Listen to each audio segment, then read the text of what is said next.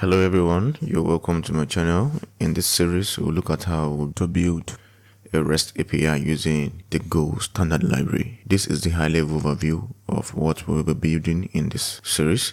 So let's go through it.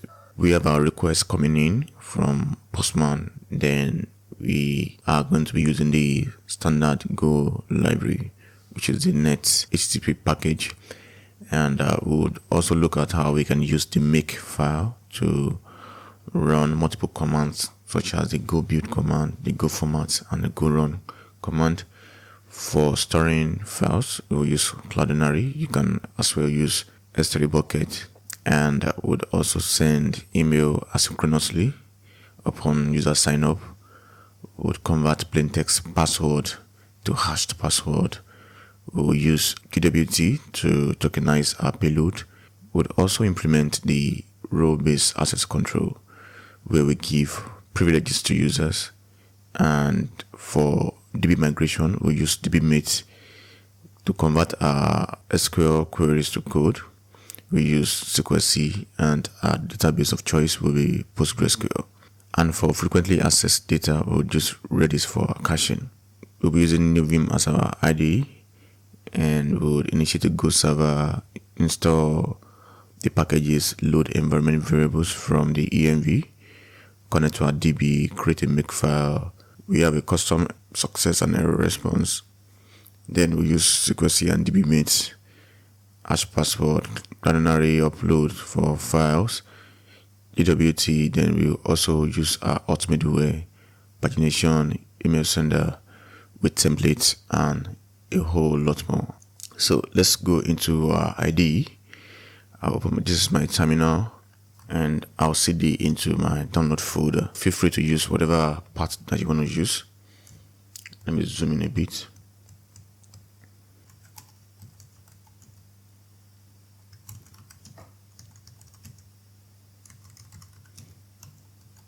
So I'll create a new folder called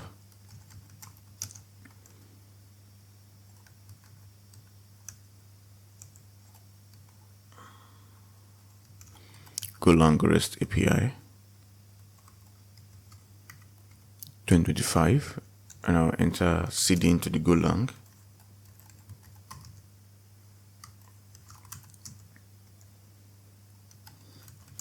So let's create a new module. A module is like a tracker for those that are coming from the Node.js space. That is how we initiate a new project. So if I type go mod init, then we can have the name of our project. It is advised that you use your github.com and your name, simple, then followed by the name of the project. So I'll call it Golang. Let's call it REST API, like so.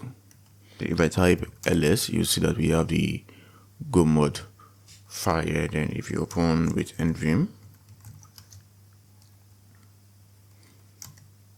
so the go mod file will contain the version of the Golang that we have here. So we have the Go 1.22.2. then the module name is what we just created. So let's create a new file called main.go. In the main.go, let's flesh out our functions. So the first thing is to create a package. Package is a way of grouping related codes together. So I'll create my package main, like so. And the main entry function or method that Go will look for to execute the code is called main. So we create a function called main, like so. Then let's print something to the console. Print ln. Then we can do app is running, like so. Then we save. We open our terminal. Then we can run go run. So you can either run go run the current folder, app is running, or you do go run main.go.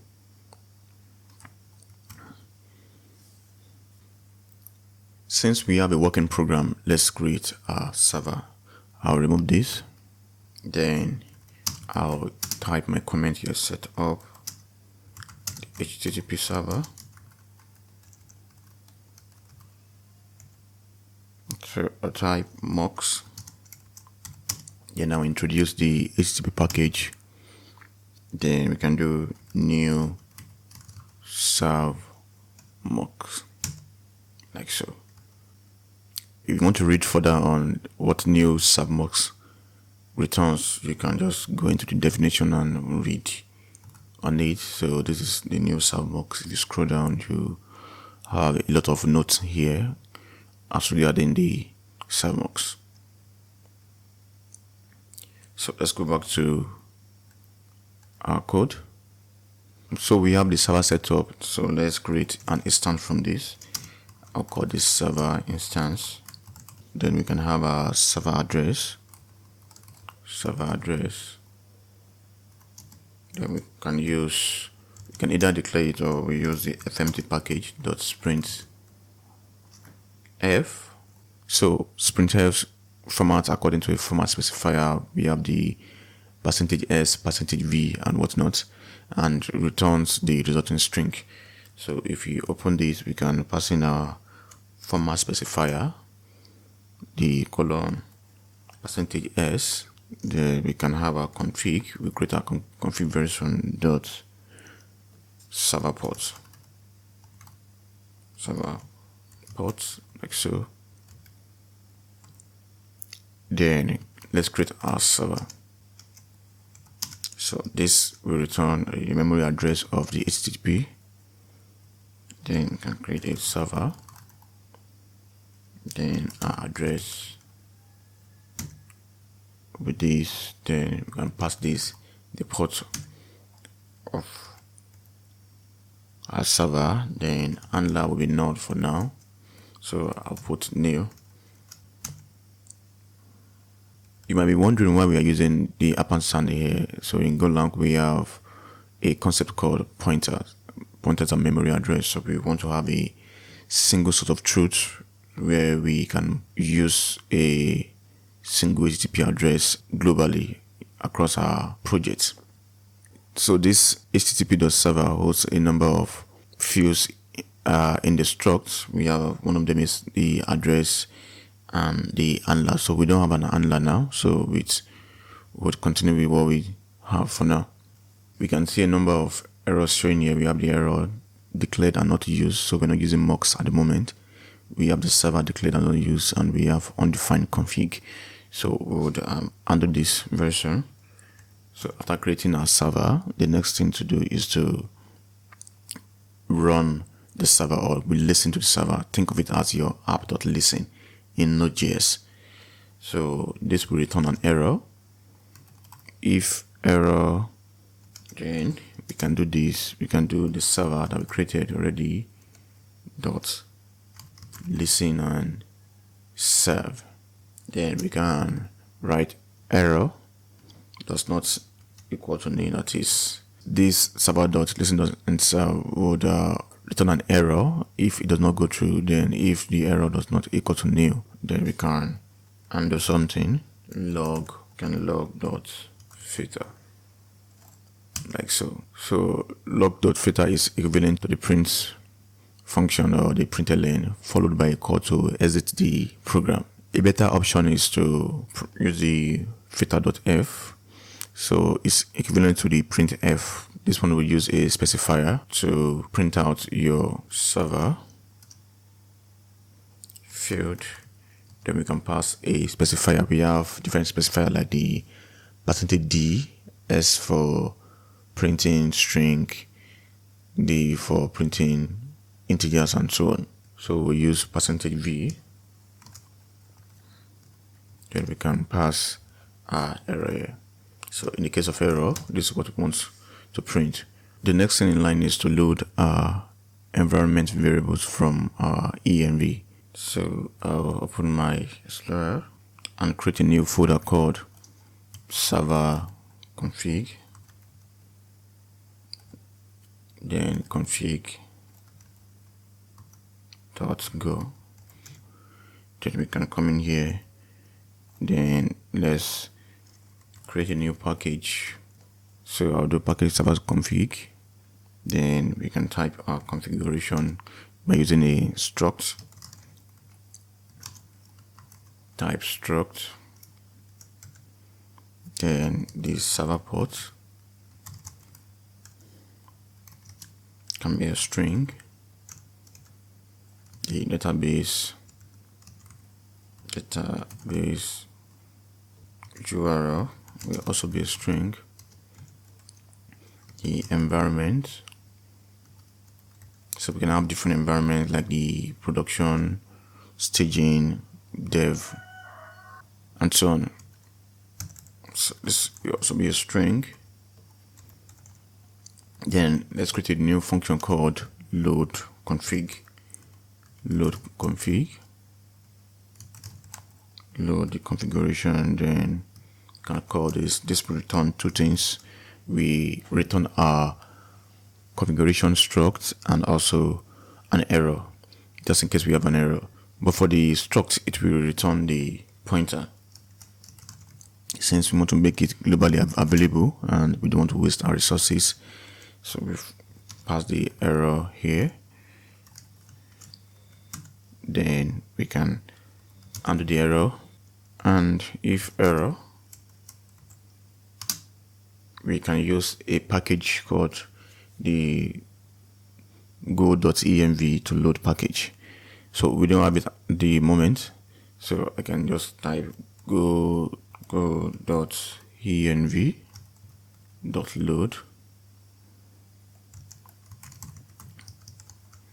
So let's import this package. I'll go to the top here and import github.com,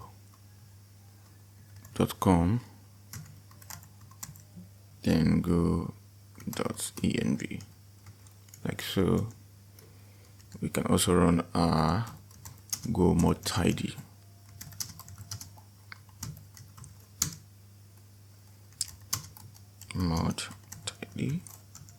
So the go mod tidy will help us to tidy up our code.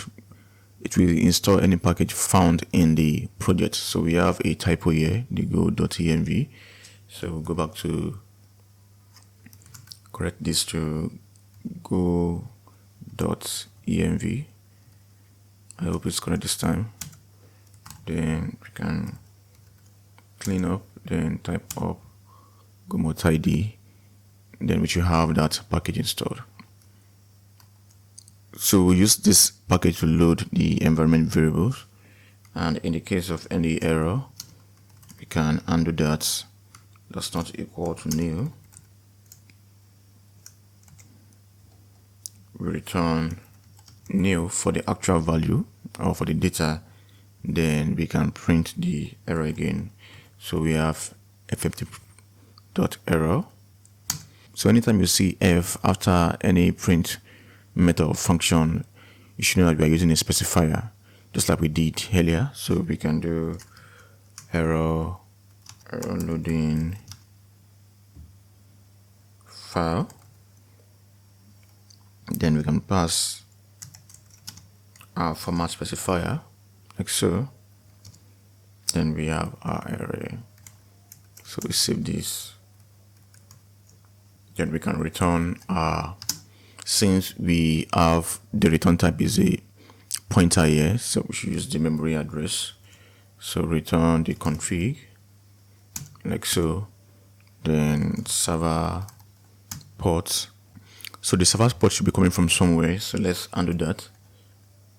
I'll create another function again to get the environment variable. And the reason why I want to have this so that we have a fallback, just in case we don't have the environment variable loads from the .env, we'll have a fallback. So we can do func get env or get environment key.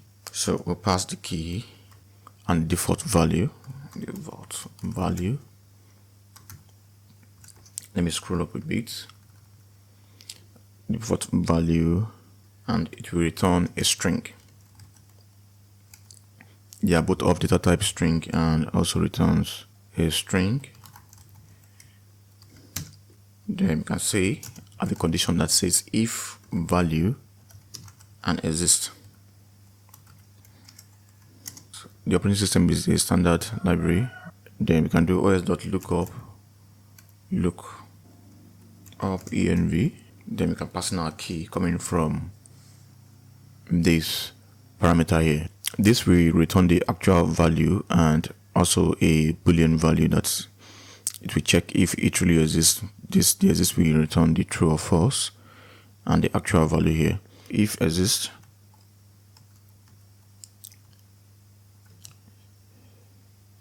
return the value.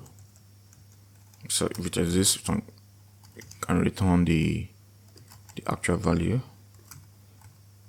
and if not, we'll do a fallback to the default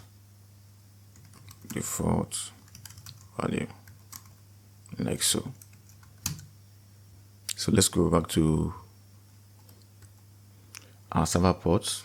We can pass the get env, then we can pass our server ports that will be coming from our .env, and if not, we'll default to 8080, like so.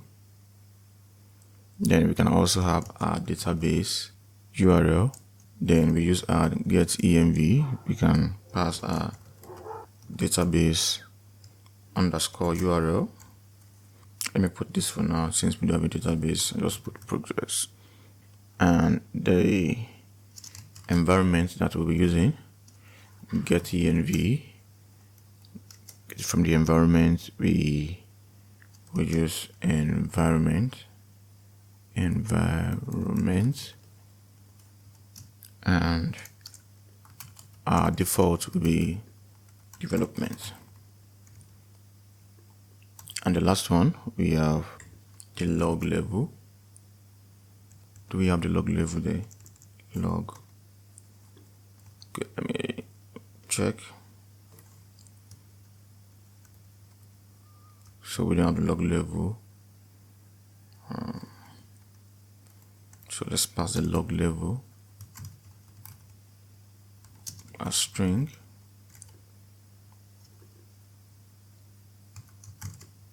So let me come back here. Log level. Then we can do get env. Then log underscore level.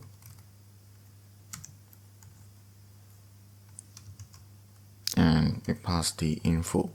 So we have different log levels. We have the info, debug, and whatnot. So we still need to bring in our, we can see the error here that says OS is undefined. So we can bring this one in, just removing it and click on enter here. If you notice what we have here, we have not enough return values because we said it should return a pointer to the config and an error. So we've only returned the memory address to this config, and we did not handle the error if there's no error. So we can do that by just passing the name, like so. So let's go back to our main.go file and we can load this config. So I'll go back to my main.go.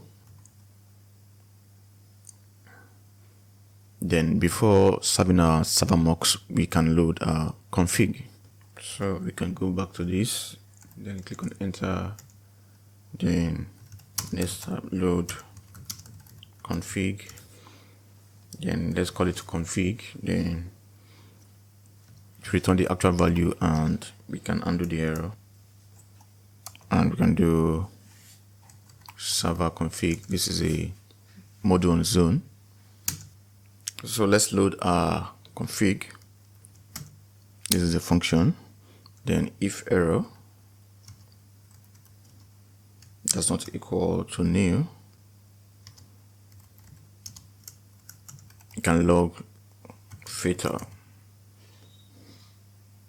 or let's use the one with the specifier. Then do failed to load config. Then we can so we need to pass the specifier. I'll put %v. Then we can close this. Then we can pass the error. So since we have our config now, we can scroll down. Then we notice that the error is gone now since we are serving from the port. So config.server port. So the only thing left now is to undo this mux. So let's just create an index like the home route that we can serve to the client, and we can use our mux here like so. So I'll replace this new with mux. So these are mux. So we can have our routes here. Call this set of routes. So for that, we'll create a new folder called internal. So called internal.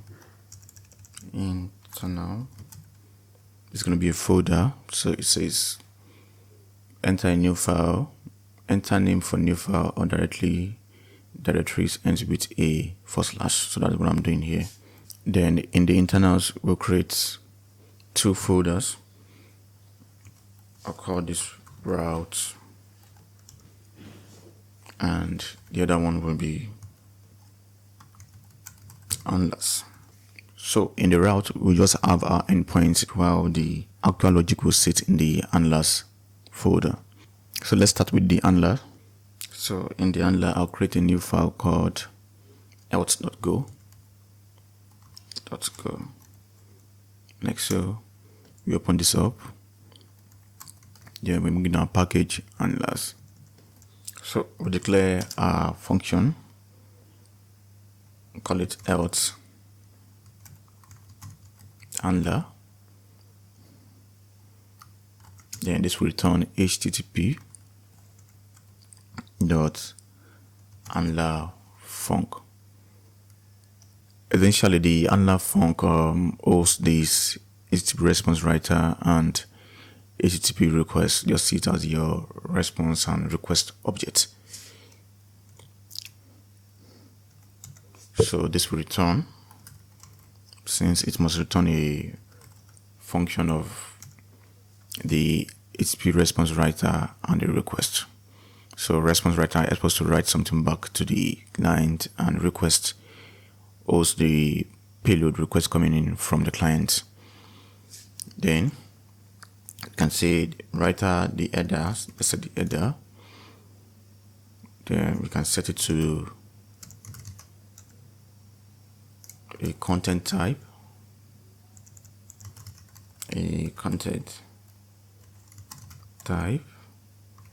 of application /JSON. I can type this morning. Then the response can be a map. Then the key will be of string, and the response, the type, will be of string too. So see a map as just a key value pair thing, just like we have in your JavaScript object or your JSON. So the key can be name equals to Abayomi, like so. So the message in our own case will be equal to server is okay.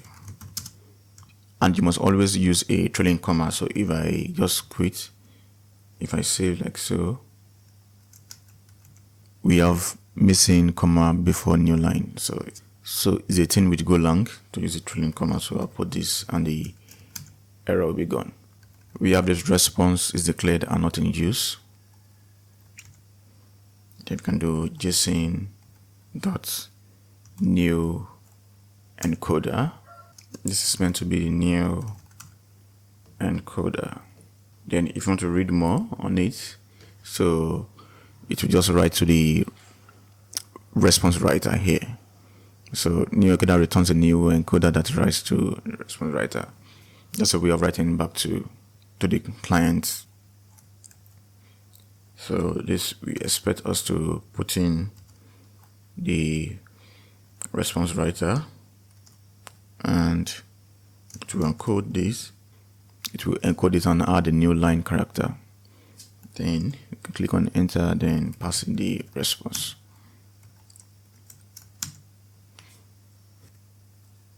So we are done with the auth handler, but because I want to have my main.go file as lean as possible, we want to avoid writing router here. This is what I mean. We want to avoid having mux.undo. Then we have something here. Then we can have another one here, mux.undo. So we want to avoid having that here. So what we'll do is to wrap our handler in a core handler. I'll delete this. I'll go back to my other code and use a receiver function. I will add a receiver function here like so. Then this will receive a pointer to handler. So we'll have a custom handler that wraps everything. So then let's create a new file called core handler.go. Then we will have the package handlers. Then we can create a new struct called handler. This is a custom handler struct. So we have it as empty. This is where we have our DB instance, and because we're using sequence, we have a query or a stores. Let's call it query stores, like so. And this one we have a constructor.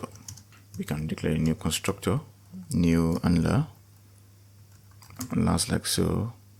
Then we can pass in our DB in the future, but for now just return this returns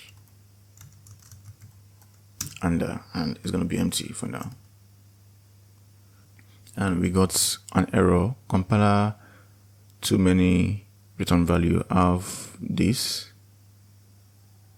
So since we are returning this memory address, we need to have a return type too. So we'll come here and say must return pointer handler. So we have a global handler here that we can use. Right. Then we can go back to our function and the error.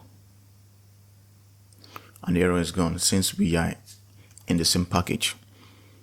So we are in the same handlers package, so we don't have to import this. The next thing to do is to create a route. So we can close this, then we come back here. Just like we have here, we have the core and the else. So we have the core and the actual route here. So let's start with the else route. I'll create else underscore route.go. So we can close this.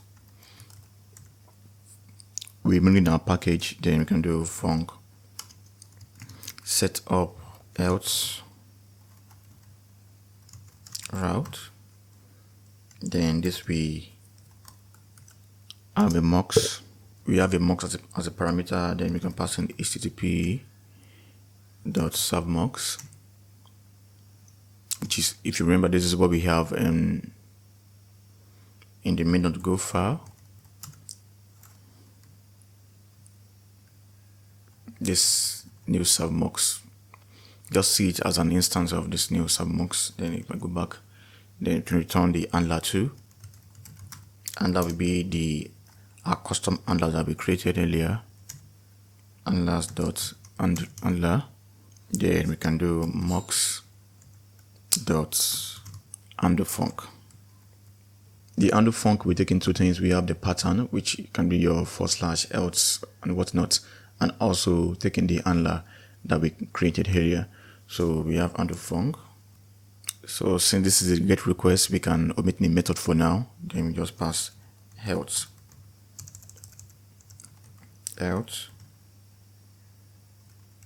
then the can pass in the handler that we created earlier, handler.undo, the handler.health handler, like so, that we created, and this is going to be invoked. Just we are calling it from here. Then we have our setup route done. We can go back to create the core route handler. So let's call this setup underscore route.go.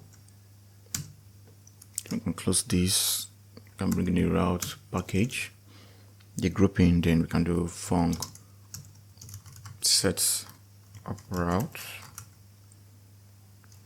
Then this will take in the mux. Then http.submux, right? Then handler2, and that will be of the pointer of handlers sky dot handler, like so. Then we can now bring in our routes here. So we can do set up the health route, then if you hold mux and handler. We've hidden every logic away from the main.go file, so we have the health route and the core routes here, so that we can make our main.go as lean as possible. Come back to the main.go, then we can use it here.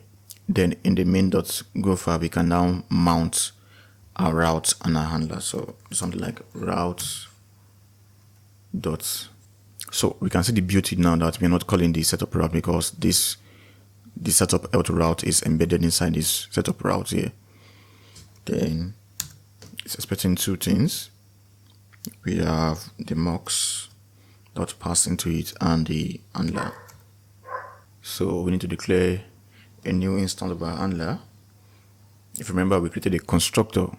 Let me go back to the handler, the core handler. We declared this constructor here, so we need to instantiate it and go back and now declare the constructor here. So create a new handler, like so.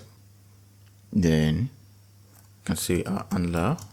Then we can see our handler will now be coming from the handlers module that we created earlier. So we'll pick the new handler constructor, then the new handlers, and that will be all. So let's give this a whirl. Clear my terminal and I'll do go run main.go. So we have an error in the setup route. Let's go back to that. So look for the setup route. So we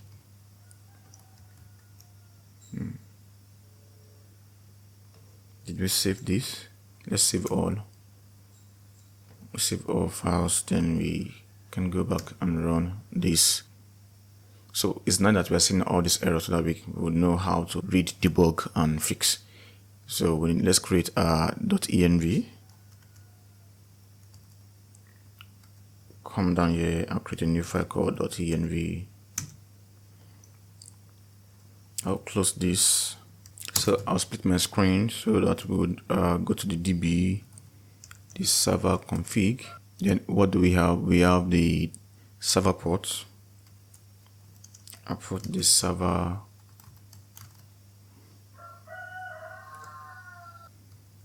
Let me zoom out a bit.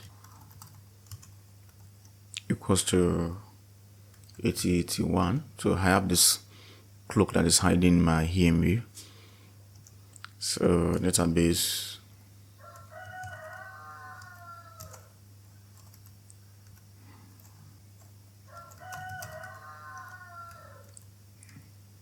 Then the environment. Then the log level. Of course, should be. So just to show you what I have underneath all these asterisks, let me do cloak clock disable. So we have this. I think this should be in lowercase.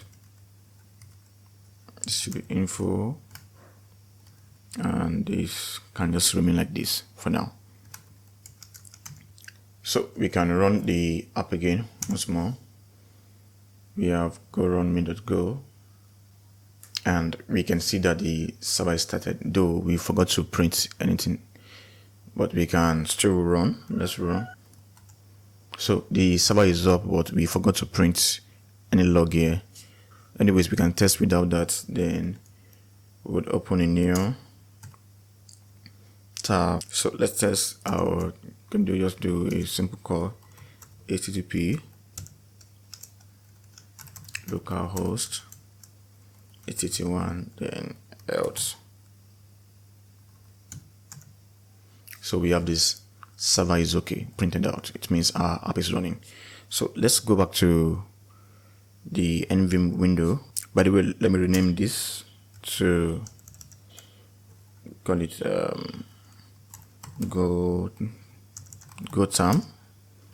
and the other guy will now be, let's call it go rest API. Anytime you want to run a code away from this project, we can switch this godotenv and this go rest API like so. So let's close this and let's go to our main.go like so. So we can have our print, can do fmt.print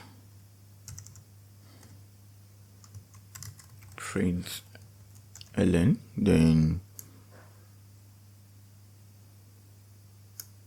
let's use the printf,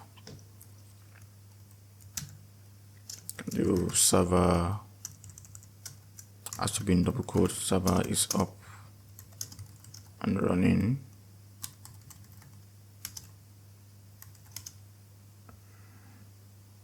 On ports, spare ports, we can put a specifier, a string specifier here. Then we want to have our new line, then this like so. Then we can pass the server address that was declared up here. So remember, we have the format.printf. This one return, this will return the config, this will return the server ports, so we can also use it here.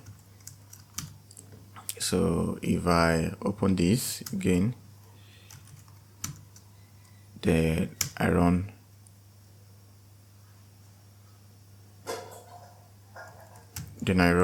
go run main.go, we have server is up and running on ports 881.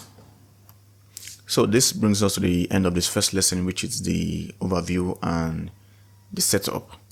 In the next lesson, we'll connect our application to our database, which is the PostgreSQL. Then we'll use SQL C to reduce the number of queries that we'll write manually, and we'll use dbmate for our migration. I hope you like this video. If you do, please do well to leave a like and subscribe to this channel, and I'll see you in the next one. Thank you.